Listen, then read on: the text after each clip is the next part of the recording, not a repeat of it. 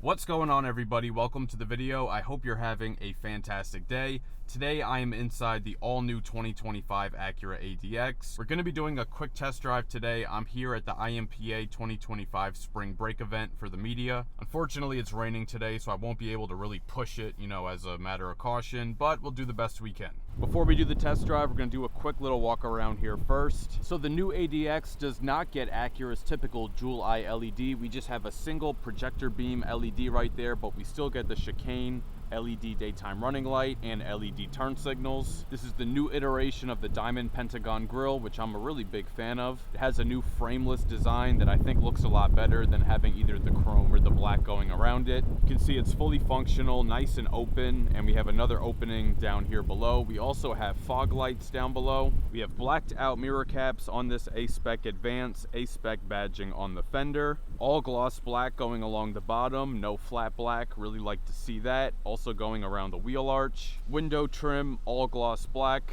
And then back in the rear, we get the same chicane style LED for the tail lights, full LED on the tail lights. And then down below, we have gloss black on the bumper.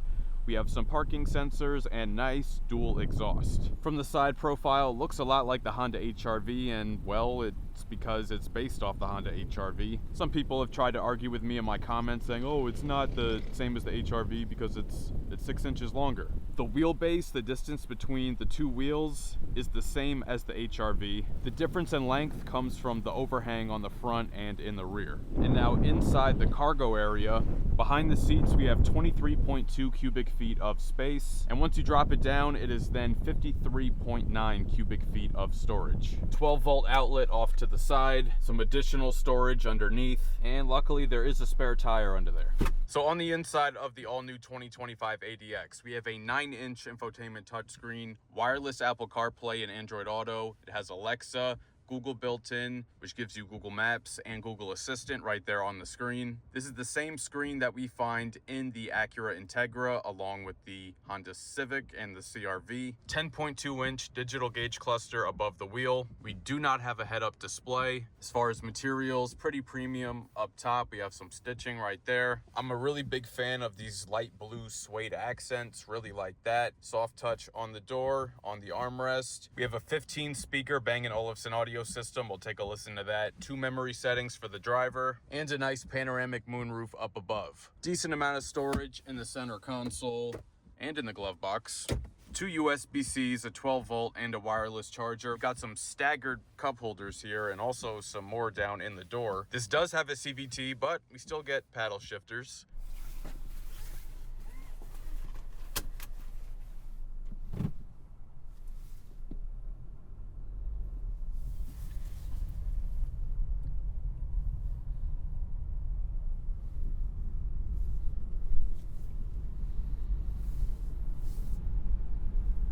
Now you gotta forgive me for using notes because I'm driving probably like 10 different cars today. So first let's talk about the powertrain. We have a 1.5 liter turbocharged 4-cylinder. This puts out 190 horsepower and 179 pound-feet of torque, and that's paired with a CVT. Basically the same powertrain that's found in the Acura Integra, but it does make 10 less horsepower. And fuel economy, this gets 25 city, 30 on the highway, and 27 combined. So this is riding on 19-inch wheels, so when talking about the ride quality, you can feel a little bit of vibration coming in through the tires.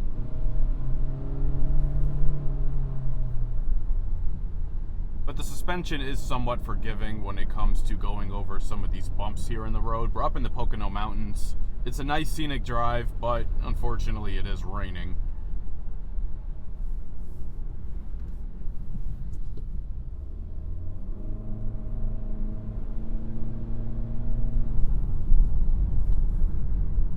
Even on a wet road, it handles these turns really nicely. I always love the way Honda does their steering. I find it to be slightly more on the heavy side, and that's just the way I like it. I could be biased because I own a Honda, but that's the way I like it. It's a little foggy up here, can't see too well, so gotta be careful with that. 0 to 60 in here is rated at right around 8 seconds, but unfortunately we won't be able to test that out today. Wow, it is really foggy.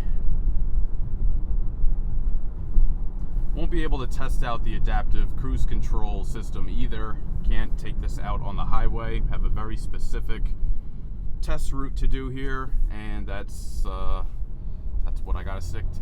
Quiet here in the interior. Now, unfortunately, again, can't test that on the highway because I think wind noise is where you really hear the most noise, so won't be able to test that. But just out on these more quiet roads, lower speeds, nice and quiet on the inside, no complaints there. Ooh, man, it's foggy.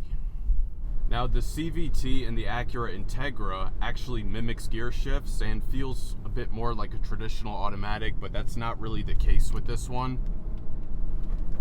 It has the typical like CVT drone noise, but it's not crazy loud, but you can hear it. And with this being the same engine and transmission setup that's in the Integra, now in a bigger SUV, it does feel a bit underpowered, being completely honest here. Now, is it still going to sell? I'm sure it is 100%, but I think the drivetrain certainly leaves a little bit to be desired.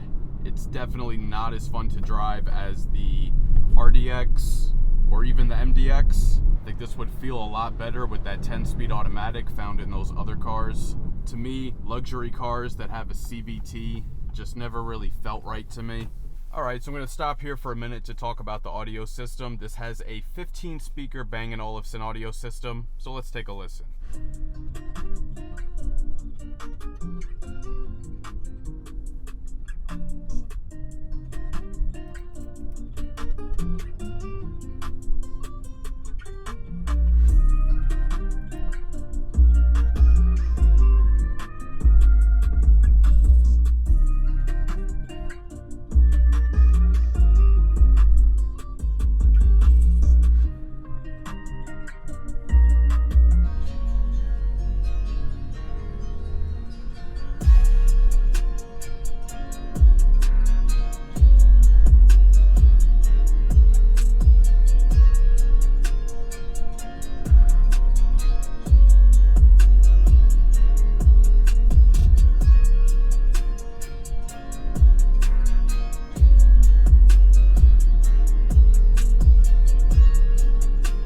On the topic of the audio system, I much prefer the outgoing ELS systems that Acura is doing away with. That was their own in-house audio system, which they've gotten rid of and switched to Bang & Olufsen, obviously for that brand name recognition to fall in line with other car brands that use it, but I do think it's a downgrade. I much prefer the ELS Studio 3D audio system, especially that Signature Edition one found in the Acura MDX Type S from before 2025. I mean, the whole purpose of this vehicle wasn't to be a revolutionary ground up new vehicle. It is using an existing platform found on the HR-V. I hope to be able to spend some more time with it one day, but for now, that's going to be it. If you enjoyed this video, please share with a friend and subscribe. It'll really help the channel grow.